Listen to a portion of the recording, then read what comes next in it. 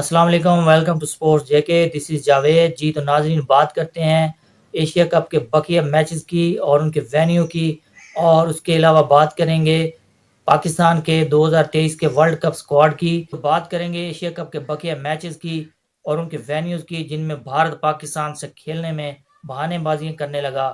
Asian cricket council کی طرف سے سری لنکا میں خراب موسم کی وجہ سے ایشیا کپ کے میچز متاثر ہو رہے ہیں، جس کی وجہ سے وینیو کو چینج کرنے کا اشارہ ملا ہے، جو دمبولا اور پالے کیلے میں کھیلے جائیں گے بقیہ میچز، جن میں بھارت نے کھیلنے سے انکار کر دیا ہے اور بھارت نے بہانے بازیاں شروع کر دی ہیں۔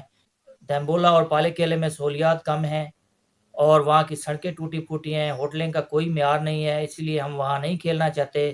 ہم تو کھیلیں گے صرف کولمبو میں، اور کولمبو میں ناظرین اس وقت اتنی بارشیں ہیں کہ سڑکوں پر پانی کھڑا ہوا ہے، اور بھارت یہی چاہتا ہے کہ پاکستان کے ساتھ میچ نہ ہو، اور ہارنے کے ڈر کی وجہ سے بھارت پریشان ہے، کیونکہ پاکستان نے پہلے اپنے میچ میں اتنی اچھی پرفارمنس دی تھی۔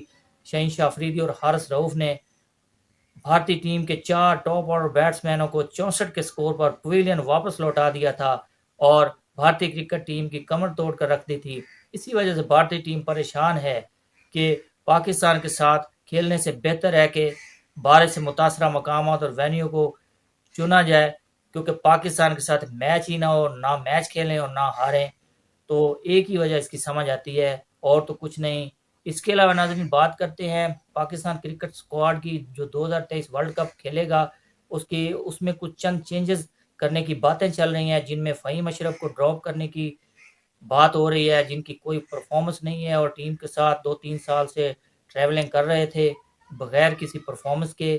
اور اس کے علاوہ زمان خان اور عماد وسیم کی واپسی متوقع ہے۔ ابھی کچھ فیصلہ حتمی نہیں ہوا ہے، چند دنوں تک حتمی اسکواڈ اناؤنس ہو جائے گا تو آپ کو اس کی اطلاع دیں گے انشاءاللہ۔